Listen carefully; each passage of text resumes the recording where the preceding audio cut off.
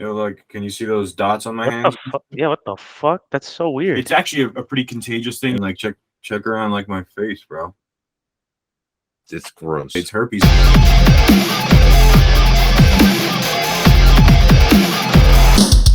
Week 6 in the Always Sunday Football Podcast, joined as always by Anthony. How's it going, Anthony?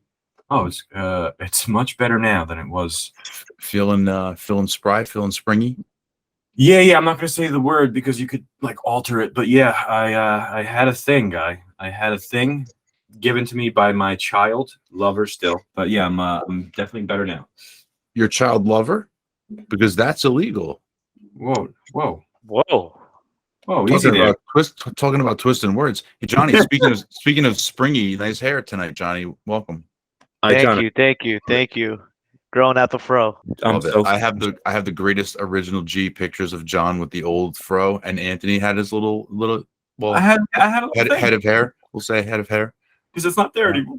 Week 5 was wild. We just got off of watching that display on Thursday night between the Commanders and the Bears. Johnny, what are your main takeaways from the Thursday night game this week? Back-to-back terrible games. I mean, the last one was just full of field goals. It was a shit show for fantasy owners. Who would have thought that Brian Robinson, which I'm so happy, scored more points than Terry McLaurin? I bet on him to score a touchdown. I thought it was like the easiest bet in all of sports to bet on Brian Robinson to score a touchdown because I figured if they got close to the end zone, he would be the guy that forced him one. I did not realize it would be that difficult to score a touchdown, to simply score a touchdown. However, I did cash that bet. It was gross. It was a gross display. Fields showed a couple of flashes. That run was incredible. He had a couple of really nice throws, but that team is a high school team running a high school offense. It's really a mess. All right, so let's take a look back at our picks from last week. My 3-pick parlay was a big 0-3. Okay, I had the Packers covering the spread. They won but did not cover against the Giants. No, I'm sorry. I had the Packers covering the spread and they lost. Lost. Don't disrespect the Giants. The Packers straight up went across the ocean and lost. It was gross. And then the Bears, I had them on the money line. They lost. And I had the Seahawks on the money line, and they lost. So I was 0-3. Johnny, a bold 5-pick parlay. Okay, you nailed the Texans. Congratulations on that one on the money line. That was your big upset. However, you were very upset to go 1-4 on the week. You were also wrong on the Bears and the Seahawks, like me. You were wrong on the Cardinals money line by 3 points. They kept it close against the Eagles, and the Raiders lost by 1 point on a double doink. Oof! Oh man. I went 3 for 3. I don't know what they were. No, I know I chose something with it was the Rams and the Cowboys were in my choices. I just have no idea what they were. So I suck. Anthony, that counts as a 0 for 3. And I'll take it. We award you no points, and may God have mercy on your soul. That's cool, because you know what? You and me tied then, buddy. Well, you know what? Then we're gonna give you a 0 for 4 or an 0 for 6, because that way you had a hard week this week. Whoa! I'm just gonna keep going down. A rough week. I was 0 for 9. 0 for 9. I was dead for days. Oh God. Okay, well, we're back now. We have some interesting games on this slate. The first one we'll start with is the 49ers Falcons game. Okay, this line has been moving. I saw it at 5.5. Now it's at 5. The Falcons are at home getting 5 points. Okay, which means that the line moved in their favor actually with a 45-point over under. Anybody like this game? I think these. Your boy's been going over all day, so I'm just gonna take the under here, sir. Give me the points for the 49ers. Yeah, you think they're gonna cover the 5? I think they're gonna cover the 5. I like them covering the 5 too. Although Atlanta has covered, I think, every spread so far this year. Their record is terrible, but they've covered every single spread. So they're a team that keeps it close and still finds a way to lose. Kind of like the Texans. Vikings visiting Miami. Miami Dolphins are home dogs, 3 points with a 45.5-point line. John, down there in Florida. Miami? Yes? No? These are 2 teams. Third stringers. These are 2 teams that you've been big on this year. Where you land on this one? I'm not feeling it with Miami, not with a third string quarterback. We'll talk about this a little bit later, but the Vikings are just right now, they're just more healthy. They're the healthier team. give me the points with give me the points with Minnesota. I'll probably lay the points with Minnesota there as well, just based on the same thing. The injuries for Miami, because not only are they down to their third string quarterback, but it looks like Tyreek Hill might not play either. Yeah, walking around with a boot. I'm gonna take Vikings, and I'll take the under. Fair. All of us on the Vikings this one. Yeah, especially Hill's out. Now he's not the only one. You got it. That's a safe play. This is another line that's been moving the Jets and the Packers. The Jets are visiting the Packers. The Packers are giving 7 points with a 45.5-point line as well on this game. John, how do you feel about the Jets here? People are really riding high on the Jets right now. Ooh, this is tough, man. I'm gonna go money line with the Jets. If you want to, if you're gonna do a money line this week, it's gonna be the Jets. If the Giants can upset Green Bay, the Jets defense is just as good.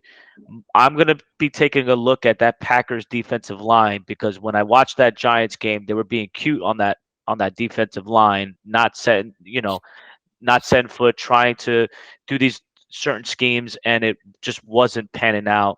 I really think that the Giants offense is probably a little bit better, but if the Giants could do it, why can't the Jets? Give me the money line for the Jets this game.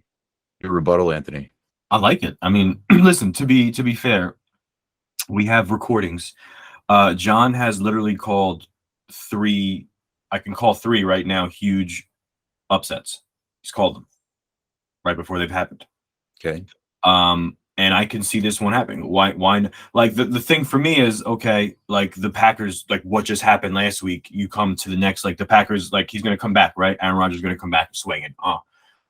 So that's like my only thing. Like if the Packers had won a different game last week, that would be my deciding factor. But here, like the Packers are gonna come swinging. They just lost to the Giants, where like everybody thought they were gonna fucking lose. So, but I'm gonna take the Jets with the 7.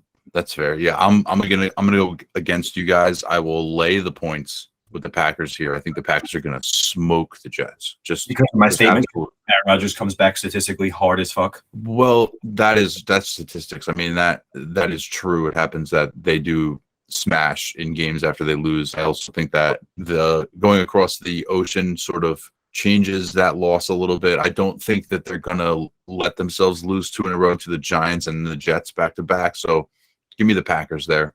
Speaking of the Giants, they're at home this week. They're home dogs, 5.5 points to the Baltimore Ravens with another 45.5-point line. I tell you what, sir, they are in the top 5 for rushing and attempts and yards. But the biggest thing is the passing. If they can get a passing scheme going where it's something, somebody's out there eligible and alive, I will take the Giants with laying the 5.5, like getting the 5.5. The receiving core has been abysmal, but like the Giants are a great example of how important coaching is. 100%. That's really well said, John. I thought he was going to say the money line. I'm actually going to lay the points with Baltimore. Your defensive coordinator is very familiar with John Harbaugh. I think that the Ravens actually have the advantage this game. I don't know how you're going to contain Lamar Jackson. Typically, the blitz was his Achilles heel, but the blitz this year, Lamar Jackson has been one of the best. And if the Giants end up sending that defensive scheme with those blitzes, Lamar's going to destroy the Giants this game. The secondary has overperformed, and I think Lamar this game is going to really show that the Giants secondary is not as good as what they think it is. The defensive front is for real, especially if Leonard Williams comes back. I think Leonard Williams plays a really big role in this, but give me the points for the Ravens. I will also lay the points on the Ravens here. I think that there's going to be a lot of points in this game, so you can also give me the over, because I think that the Ravens are going to score. I think the Giants will be able to score as well, because the Ravens' defense is actually not good. And because you also can't control Barkley. Sorry. Right. Well, it's Barkley and who else, though? That's the big question for the Giants. You said it yourself. Their receiver core, there's really nobody. For some reason, they hate Darius Slayton. they hate him and they didn't want to use him. And last week they used him and he was actually fine. Mm-hmm. Sterling Shepard can't stay healthy. Sterling Kenny Shepard's Galladay. career is done. He's got to stop. He's got to stop. Yeah. And Kenny Galladay, the biggest waste of money. Dude, we got to go on, but Kenny Galladay will not be relevant after this season. He's not relevant now. He's lucky if he'll be on a team next year after the Giants cut him. Yeah, it's gotten so bad with him. Showing, like, who's going to want to pay him anything? Sorry, I went on a tangent about the Giants, but it's fine.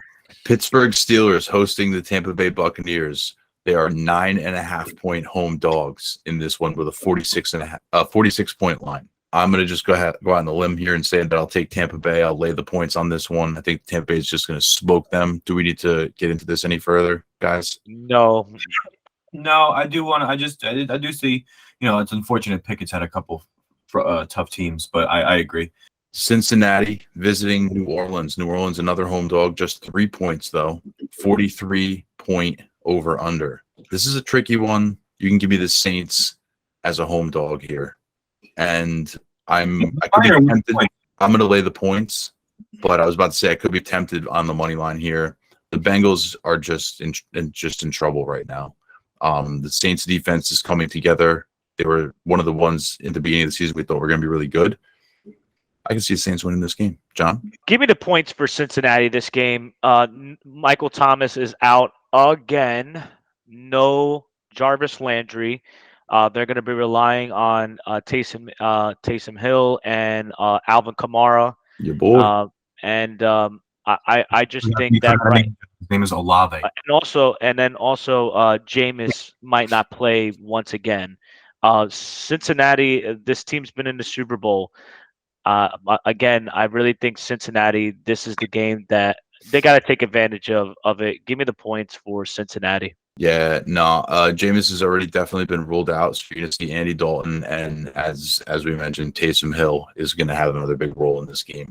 Patriots going to the Browns. Browns favored here, 2.5 points. Interesting game, 43-point over under. I'm going to just go ahead and say I'll take the over right here. Belichick is the man, and he has a different game plan for every different opponent, and he knows what he has to do to win. But I do like the over for me. I think 43 just seems a little too juicy not to touch on this game here. But I'll take the Patriots money line. Okay, there you go. That's nice, John.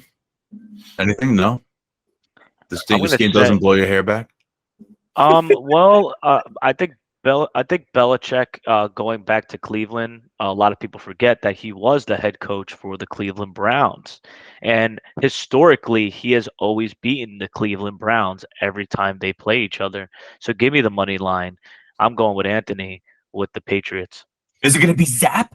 I think it is going to be Zappy. Yeah, he's going to Zappy it in there, cuz he's going to get zapped. Colts at home.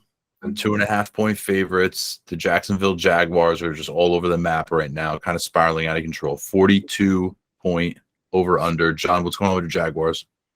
Oh, come on. Did you guys forget that this team got blanked them the last time they played? Give me the money line for the Jacksonville this game, man. The Colts stink. They stink, dude. It's over. I don't think Jonathan Taylor's going to be playing this game. Did you not watch the Colts? They're worse than the Jags. Give me the Jags money line this game. I'm a gambling man. I'm twitching over here. I'll take that. I mean, right now, like I think the Colts, had a first good, I think week 1, and then I think to me it's just been shit.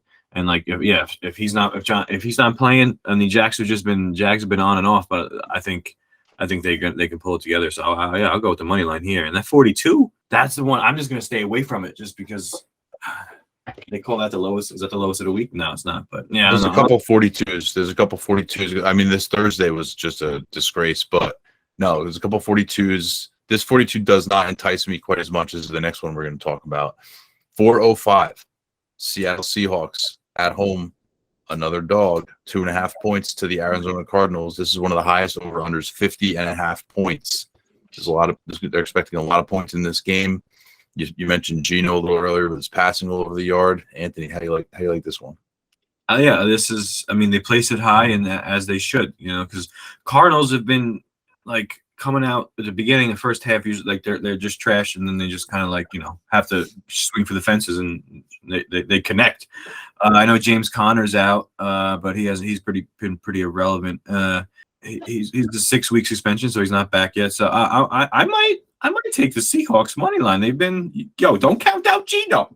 Give me the points with Arizona this game. Okay. Give me the points. Give me the points with Arizona this week. I think that Arizona is going to win this game. Both running backs are out. I think it's going to go down to the passing game, and I have Arizona upsetting the Seahawks. Well, they're the favorite, so they wouldn't be upset. Arizona winning this game. I'm sorry, that's not the money line, but Arizona winning. Yeah, well, you're laying the points. No big deal. I'm laying the points. I think no big that's deal. completely fair. It's completely fair. I mean, I like I'll take the over in this game. And I also will lay the points with the Arizona Cardinals. I think they'll squeak out a win here. The one player on the Cardinals defense that's actually really good is their first corner. So the Seahawks might have a little trouble throwing the ball, at least to DK. And Tyler Lockett is out. That's great. Walker all day. Well, no, Tyler Lockett's not out, but he might be injured or limited because he just came up late in the week with an injury. 4:05, Rams at home. Oh my God, 10-point home favorites to the Panthers, who just fired Matt Rule. We called it right here on this show. 41.5-point over under. So there's your low line. I'm taking the over on the points. The Rams could, they're going to throw up some points, and they haven't really stopped anybody. So, I mean, and over the past two weeks, the Panthers have been starting to use this guy. What's his name? PJ Walker. And McCaffrey. And now they're going to give this guy the step in and give him the opportunity to show what he's got, and he could potentially take the job if he ends up doing a good one. So, I'm going to take the PJ Walker. I'm just saying. I think they're gonna. Matt Rule needed to go. I'm going to take over with the points, and Panthers with the getting the 10. Okay, yeah, I'm with the Panthers getting 10, but I'll take the under. John, where you at? Ooh, I'll lay the points with the Rams, and I'm going to go with the under as well. All right. So you think the Rams smashing this one? Yes, I do. This is the big one. 54-point over under. Chiefs hosting the Bills. The Chiefs are home underdogs. 2.5 points. This is the first time in Patrick Mahomes' career that he's been a home underdog. This game should be an excellent one to watch. Oh, I'm going to take Patrick Mahomes here at home any day of the week. You don't count out Patrick Mahomes at home. I don't care who it is. Buffalo's a good team, but I think that Kansas City crowd is going to be a little bit too much. This is going to be a good game, but I'm going to go with Kansas City this game, lay the points, but I'm going to go with the over. This is going to be a shootout. This could be the game of the week, buddy. Yep, I agree. I mean, I think a lot of people are going to bet the over. I'll be one of them. I'm going to take the Bills and lay the points. I think the Bills have had this game circled on their calendar, and they're looking to prove a point. Anthony, go ahead. I'm going to agree 100%. Like this, if you're going to guess, what do you think is the number one game to go over? This is the one. This one's going to go over, and I'm going to take the Bills, man. They're just, to me, that Miami thing was just a fluke, dude. They are for real. Agreed. I think they are looking to just come out and just smash in this game and just really make up for last year, even though you really can't. And prove a point. Josh Allen telling me that, dude, I am worth every dollar on DFS. Sunday night game is another really, really good one. Cowboys visiting the Eagles. The Eagles are 6.5-point favorites, and there's a 42-point line on this one. Now, this is the one I was mentioning before. It's very enticing to take the over, but it's been at 42 pretty much all week and hasn't moved, which tells me that even though people must be betting the over, there's got to be a lot of money on the under here. So for some reason, I feel like that calls for the Eagles to shut the Cowboys completely down. So I think the smart move here is to take the Eagles with the points and the under. What do you guys think? If you're as skeptical as you are, I take the Eagles. I think the Eagles are gonna smash either way. But yeah, like, can they just completely smash and then shut them out? Sure. So if that's the case, then stay away from the over under. Because if they're pulling you in for that reason, But the Eagles are going to win. The Eagles are just a better team. Yeah, I mean, I'd be surprised if they didn't. John, what do you think? Give me the money line for the Cowboys. If I'm going to do this one, I'm going to do the money line for the Cowboys this game. Divisional games are tough. The Eagles are the better team. I also think that Dallas's defense is really, really good. They got caught with their pants down. I think this time around playing Philly, they're gonna make this. The defense is gonna keep this game a little bit close. But give me my money line for Dallas this game. John, you get a money line madness. This one fucking fails, bro. Yeah, this is where you lose it. Monday night game, Chargers hosting the Denver Broncos. They are 4.5-point favorites with a 45.5-point line. Give me the Chargers. I'll lay those points all day long. This is not going to be that close of a game. Same thing over here. I'm going to lay the points with the Chargers, and I'm going to go with the under. This game's just going to be awful. It's going to be Anthony? Awful. I agree. I just don't know how I feel honestly about the total over under points because the Broncos defense has been all right. I mean they've been what's keeping them alive. But yeah, give me my boy Herbert all day, every day. Yeah. This line, I don't really understand the spread here. 4.5 points. That's pretty disrespectful to the Chargers, in my opinion. Easy bet, easy click of a button. There you go. John, what's your 3-pick parlay this week? 3-way parlay this week. Give me the money line for the Jets. I'm going to take this one. Give me the Jacksonville money line. Give me the spread for the 49ers.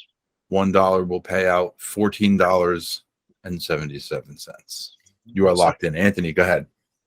I got the Chargers covering with the laying the points.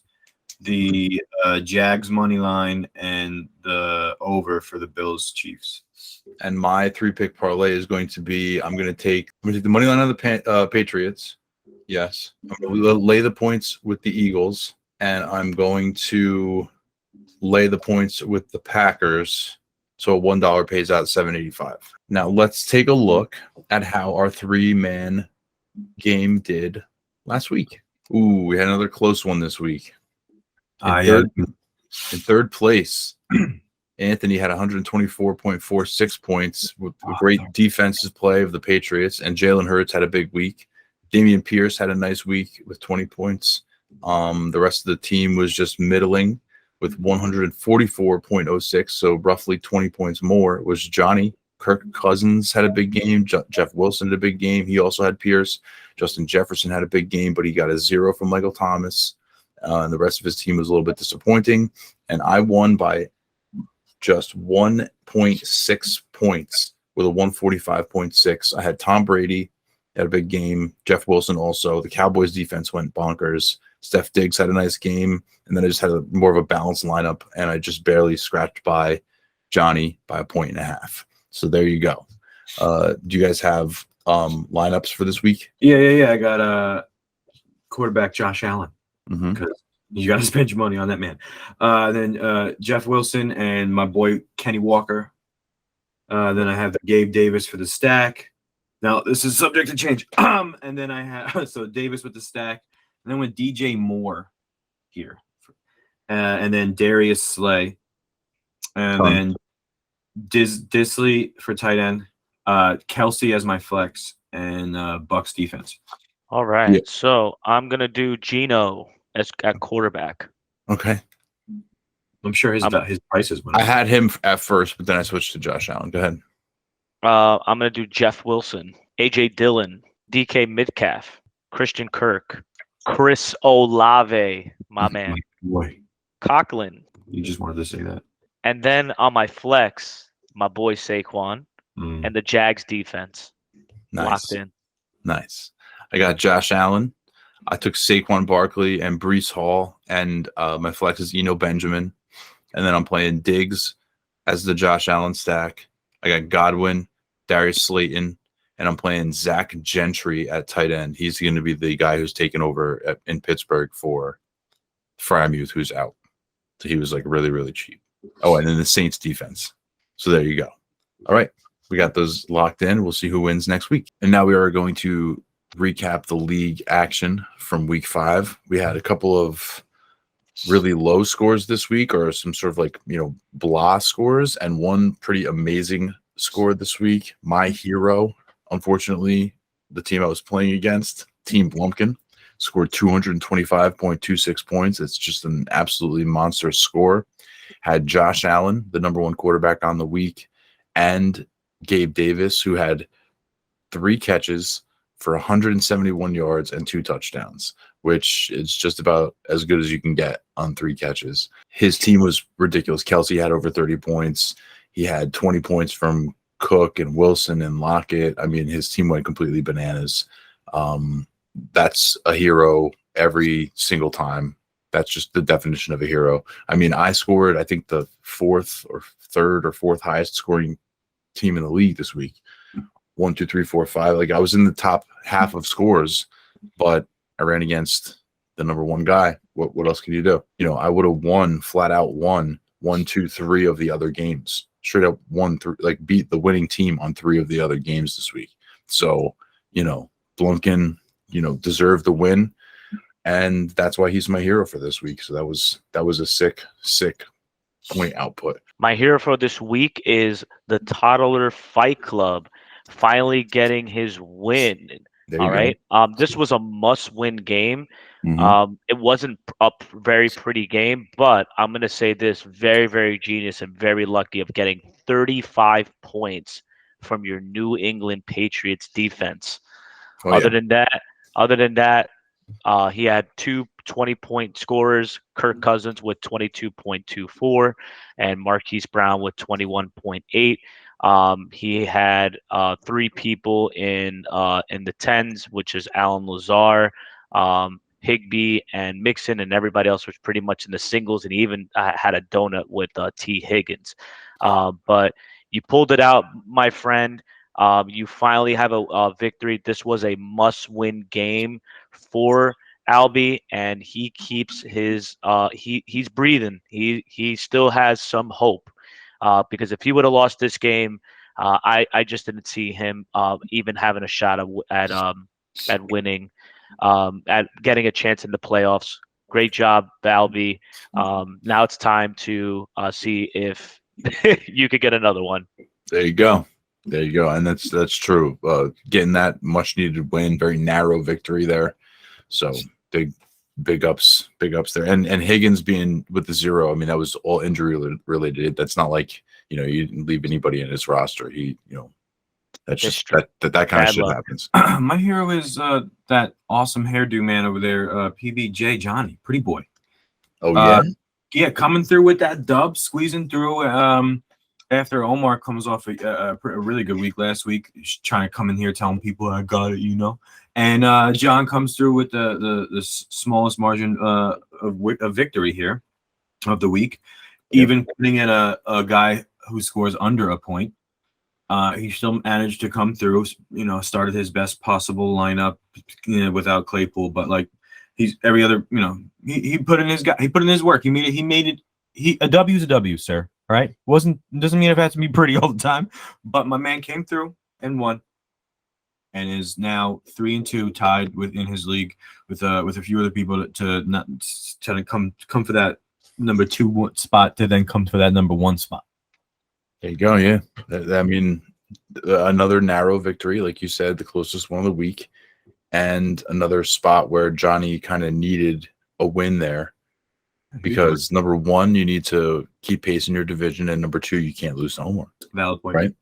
I mean, that's just that's just a fact. Can't lose to a guy that didn't name his team. It used to be you can't lose to Bobby J. Right? Yeah. How the tables have, and then it used to be you can't lose to Colin. Yeah. Speaking of Bobby, though, unfortunately, Bobby's my GOAT this week. Bobby falls to 1-4. Against his friend yet rival, the Drunken Bums.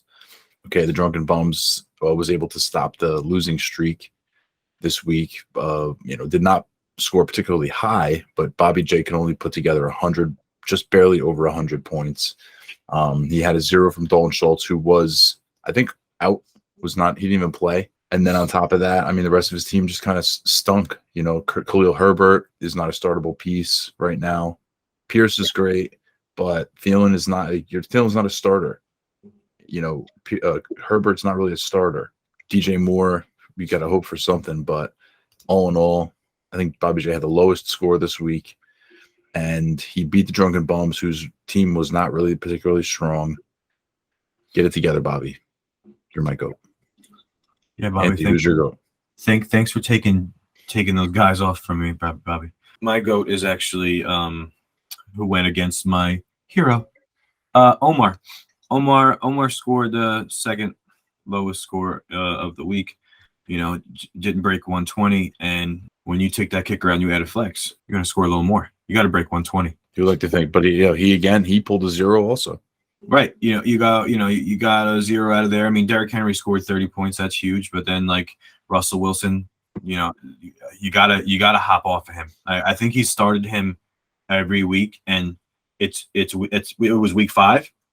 You should have figured it out before this, bro. That you have to see if there's a better option, and there was, because Geno Smith's been sitting there for weeks, and he's been it's been noted that he's just been lighting up. Yeah, and now Geno's on another team right now, so I was gonna just pick him up for shit to hold him till my guy. I was like, what? So my GOAT of the week is going to be the Moth. He has finally met in the J-Chuck division. He is finally meeting the bottom of the barrel and has the same exact record as Albie in the Tyler Fight Club. Respectable performance, but it's not good to be 1-4. He has an uphill battle. He's actually one of the highest scorers in the league, in the J-Chuck division in particular. You know, he's one of the top scorers, top 3, but he just can't get the job done. But with that being said, I have, although you are my GOAT of the week and you are on the bottom of the barrel, picking up Geno Smith I thought was a step in the right direction. I think this is when managing your team comes to play. So I have the Moth as my GOAT of the week, but he is, in my opinion, next week, a big bold one. He's going to be coming out swinging next week. Nice. You're going to be coming out swinging. So we just did our heroes and our GOATs. So let's just talk real quickly before we go into the key matchups for next week. Let's talk real quickly about some players, coaches, or teams that have been disappointing. Now, obviously, if we had a chance to sort of like do it over again, there's a lot of players in the first couple of rounds that we may not have drafted, or we might have done things differently, players who we expected to be good and who just haven't been, so on and so forth. So, John, what's one disappointment that you've had so far over the first 5 weeks? I'm going to say it's Michael Thomas. Michael Thomas came out firing the first 2 weeks, just an absolute trailblaze. I really thought that I struck gold. I was like, wow, I was so right about Michael Thomas. He gets hurt in week 3, and this is his 3rd consecutive week with a toe injury. I really thought in drafting Michael Thomas, he was my first wide receiver I drafted. I actually drafted him high, and you guys were really questioning me about that. But I thought he had enough time to get healthy, and this was the year to show that, hey, like, I'm Michael Thomas, and right now it hasn't panned out for me. I'm not giving up on him. He just has way too much talent to be dropped. But Michael Thomas so far has been my biggest disappointment. Yeah, there's this guy that said, hey, I'm Chris Olave. Michael Thomas said, hey, I'm Michael Thomas the year that I won the championship a couple of years ago when he set all those records. That was the year that he did that. So I mean, unfortunately, that this is a situation where you're disappointed and we're all like, oh, we kind of told you so. But anyway, Anthony, what's the disappointment you have? Honestly, I mean, I think the most common one would be like Allen Robinson, but it's another one who that was very divided. There was some people who thought he would come back to normal or back to what he was, but I think a lot of people would say that this is not as much of a surprise. And then is DJ Moore? DJ Moore is a big one. As a player individually, but team is Denver, bro. Yeah. Yep. I agree. The Denver has just been a complete shit show. I'm just like everybody, like if anybody and their mother did any sort of mock drafting, and if you mock draft, not just the week before your actual draft, and you draft like at least a month before, Jerry, Judy, Cortland Sutton, you could have gotten those guys in round 6 through 8, right? Cortland was going around in the 6th, and Judy would go after sometimes, whatever. And then when you got to drafting time, they were going round 3 to 5. Like everybody was high on them. Everybody was, but and me included. Russ was supposed to be the late round quarterback, like cheat code. That happened to to the Rams last year, to the Broncos. This was going to happen. This was going to happen. Everybody's doing it. No, it's not, guys. It's not looking good. Yeah. Can we talk about Arthur Smith though? Yeah, go ahead. And how he doesn't use Kyle Pitts whatsoever.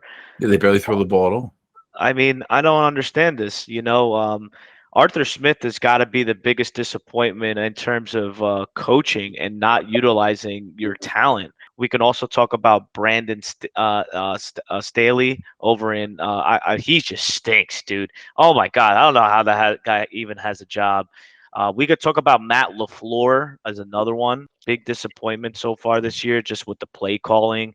Not understanding that you have a young receiver core and you have Aaron Jones and AJ Dillon to run the freaking football.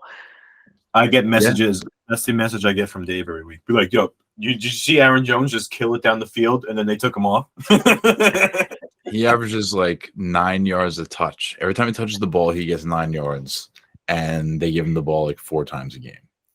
So that kind of dovetails nicely into what my disappointments were and sort of what was the reason why I brought this up to you guys is because I made a list of all of the teams right now who have coaching staffs that should be looked at a little bit and questioned a little bit harder than they have been. Or maybe some of them have been questioned. I mean, one of the coaching staffs that we were talking about all season long has been Carolina, and we've seen that they've already fired Matt Rule and their defensive coordinator, and they're going to be moving in a new direction. John, you just mentioned – go ahead. I said they got rid of everyone.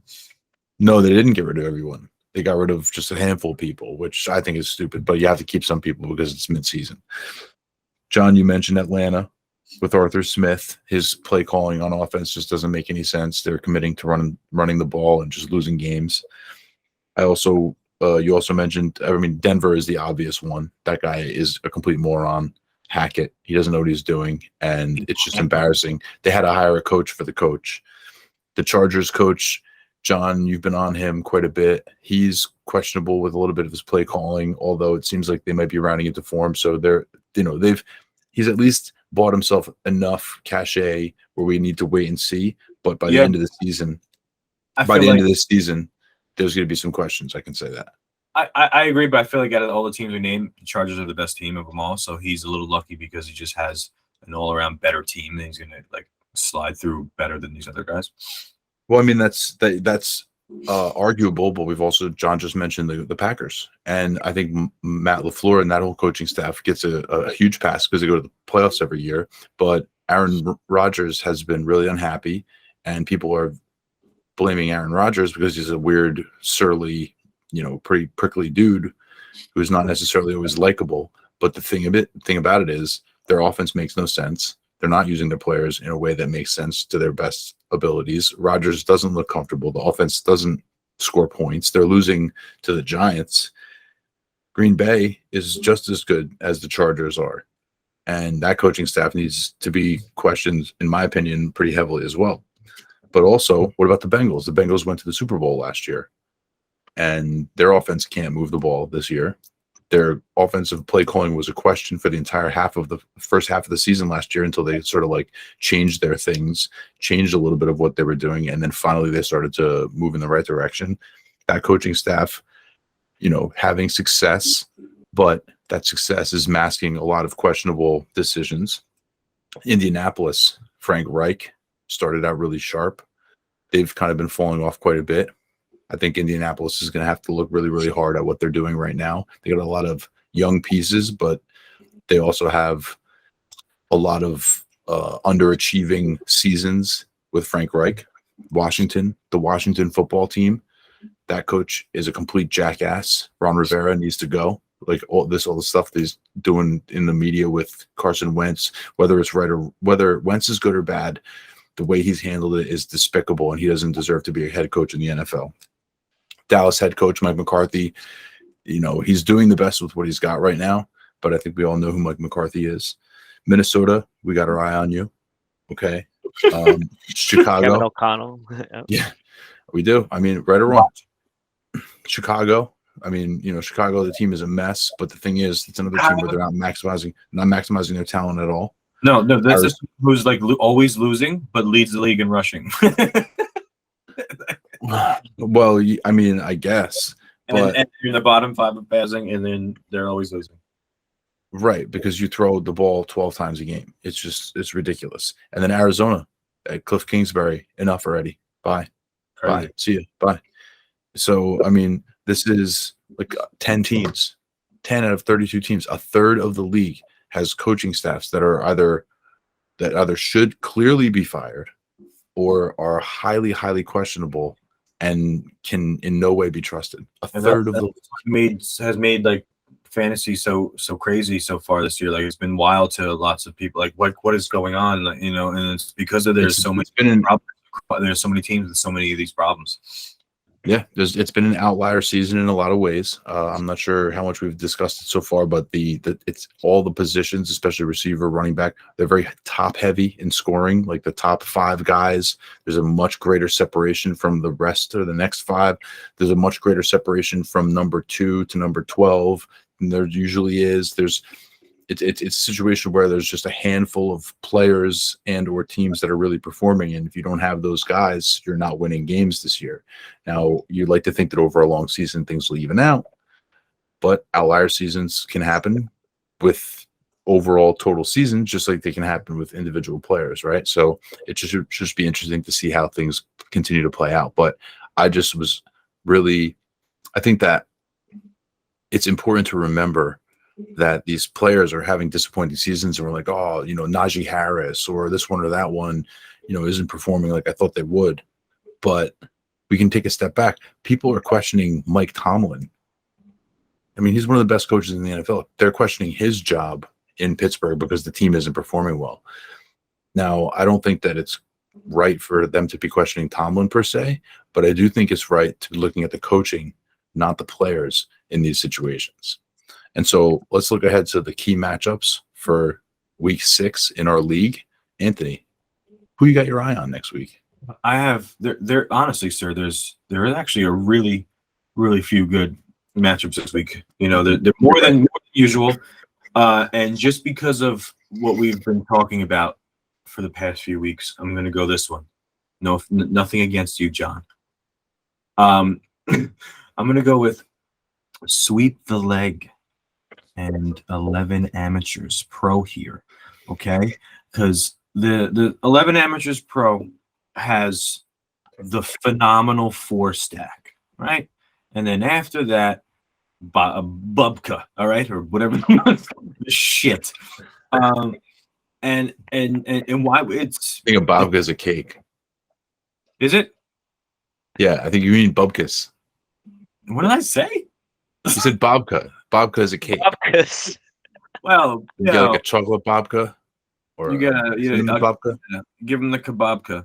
It's he has Mahomes, Cup, Samuel Jefferson, and then that's a tough 4 to beat. And after that, it's die. And the only thing it's going to be is like, oh, are they going to do a Taysom Hill job on you again for like all the points on that team? It just goes to hell again. But this is going to be a very, very good game. And we want if the coaching does what they're supposed to do, and like the guys that are like, hey, I'm the best one out here, let me play, they get the ball, then the tides will turn and start to show who's the real colors of 11 Amateurs. I mean, I think it's fair. We've been talking about it the entire time. He's a stars and scrubs lineup.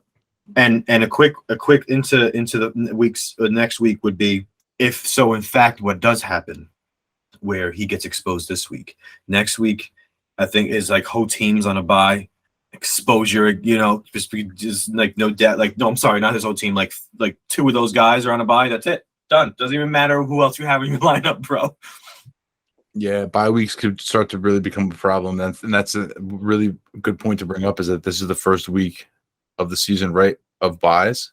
And so people have to make some hard decisions, and he does not have really much depth at all. He's starting some players he's 2 running backs. I mean, he's starting Tony Pollard and Alexander Madison. His starting running back is Alexander Madison. Yeah, so we'll see. But again, my team, to be fair, has had some really disappointing performances so far. Even in my wins, they haven't really been that impressive. And John, this is a guy who went ahead and traded J.K. Dobbins for Romeo Dobbs. Yeah, he's made a couple of weird moves. I can say that. I'll take John, it. what's your key matchup, John? My key matchup for the week is going to be the Sizzler versus the Golden Showers. As of right now, I traded him Antonio Gibson, and he scored 8.3. I know Anthony's so happy about that. But Washington did score 20 points on their defense, and Anthony's hoping to get that same result with Green Bay against the Jets. So this is my key. Gibson scored 0? Huh? What? Did he score 0? Who? Huh? Gibson?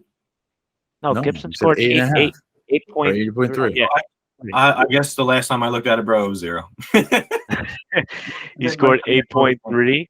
I think this is a divisional matchup, and this is a must-win for both teams. Yeah. Both teams. This is a indicator if the Sizzler can keep up, or can the Sizzler fall short to the Golden Showers, and the Golden Showers puts himself in the driver's seat to compete in the Baldwin division. Well, I'll say this. It lengthens the season. If Anthony loses, it makes the season longer because it evens up everybody's record. You know what I mean? Yes. So that's what happens. It lengthens the season that way. So that is, I mean, I agree with you 100%. It looks like a low key matchup, 3-2, 2-3, but now speaking of buys, he started. I'm thinking to myself, why would Danny Mac even start Antonio Gibson to begin with? It's because look at his buys. He's got St. Brown and Swift on a bye, and then Jamal Williams, the backup, and Josh Jacobs on a bye. So he's got 4 players on his bench out of 6 on buys right now. So there it is right there. So that puts Gibson in his lineup, and that gives Anthony just that slight little edge right there. That could keep leave the door open. My key matchup this week is Toddler Fight Club versus the Drunken Bums. Now, this is another one that's a little bit weird because it wouldn't be one of the highlight matchups that you would think necessarily of the week. However, Toddler Fight Club coming off his first win. Okay, he just made a trade for Joe Mixon. Okay, he's trying to reshape his team a little bit. He's got Jacoby Myers in the starting lineup now, who's starting to come on. Toddler Fight Club obviously needs wins here to climb back into it. The Bums escaped with a win last week, but as I've mentioned before, I don't really think their team is that strong. They have a lot of question marks. They have Corey Davis in the starting lineup. You got Darius Slayton, who I think isn't a bad play in DFS for his price, but I don't really love putting him in my flex in a season-long league. So overall, I think Toddler Fight Club does have enough firepower to win this one, especially if Jonathan Taylor plays. And it's a situation where Toddler Fight Club needs this win bad, and the Drunken Bums could continue, again, either to keep the hope alive or to continue to be exposed. So I've got my eye on this matchup because, again, I've made my Drunken Bums predictions pretty clear. So I'm following through on that one right there. Yeah, tell them another interesting matchup. 2 quarterbacks, 2 tight ends, and 2 defenses for the rest of the year would be really helpful. Who's that? The Drunken Bums? Yeah, his roster management is atrocious. His roster management is absolutely atrocious. And the thing is, like, that's a part of the reason why we talked about it at the beginning of the season. His roster, he's wasting roster spots, and that's why he's got no depth, and that's why his team is just like, dude, it makes no sense. The example of roster spots is I think us 3 gents right here, especially this year, you and me, Dave, right? Using our roster spots, made lots of trades with with roster spots that we've held for like a purpose. Khalil Herbert, I had for a purpose because I knew Montgomery was going to go down. Sold high on him. Dobbs, because of the rookies and hold it. Like you have these things, you hold those specific. Those are what your bench players are for, right? For that upside, the higher upside, right? What's that? And if you catch that upside, you either hold on or you sell on it. And I'm hoping that selling on those players, and I'm getting Walker this week, and that's huge. And the trade that you and me had, just keeps the flow going, and just hope that's fun. Yeah, I mean, that's the trade that I made with Bobby J yesterday. I gave him Juju for Chase Edmonds. Edmonds has been a complete dud this year. However, Mostert is starting to get a little banged up. He's had a history of injuries, and if Mostert goes down, bingo, Edmonds back into a role there, So you got to, sometimes you got to take some gambles, but it's about having depth. I don't think a second defense is going to do me any good. I don't think a second quarterback is going to do me any good, except if I have a bye week. You know what I mean? Because I'm sure shit not dropping Jalen Hurts. Let's talk about Johnny's matchup this week, though, because Johnny does have a pretty key matchup as well. Okay, this is a J Chuck division matchup between 3 and 2 teams. Okay, I mean, obviously one of them's in 3rd place, one of them's in 7th place, but that's not really as important right now because things can change very quickly. 2 very evenly matched teams here. You're going up against Josh Allen. You're never really that excited. Dalvin Cook is having a sneaky quiet good season. Jeff Wilson, Travis Kelce. So Blumpkin is going to have a nice rest of the year. It's just a matter of whether PVJ can come out with all guns blazing. Barkley's supposed to be good. He'll probably be good. Kamara finally had a good game this week. Can he continue? And then the rest of the team, will they show up? Johnny, how do you feel about Aaron Rodgers this week? Specifically Aaron Rodgers against the Jets. I'm not feeling too confident. I think the Jets secondary is better than the Giants. That's what I'm a little scared about. Our pass rush isn't as good. I'm going to put it this way. If Aaron Rodgers doesn't do well this game, I'm worrying. I'm starting to do the little bit of the panic button because I did have on my waiver wire to pick up Geno Smith because if Aaron Rodgers didn't play well this week, I was like, I might have to bench Aaron Rodgers. No, I think somebody spent money on that too. The Moth picked up Geno Smith, so he is no longer available. Bud. I know, I put money down to actually pick up Geno, and he just outbid me. I think he bid $50. Really? It was like 50, but yeah, it was a lot of money, dude. Well, I don't think he had spent any money yet. I bid on Eno, but Eno went for $45. I didn't even have. I can't swim in those waters. It's too rich. But I mean, $45 for somebody who has $200 or $175, that ain't that bad. That's a really good price for Eno Benjamin. Geno Smith, Eno Benjamin. Geno Benjamin. Oh, man. So that's it. So that's a wrap, guys. We did a nice job covering the league this week. Let's see. I'll tell you this. We've talked about it. It's an epidemic at this point.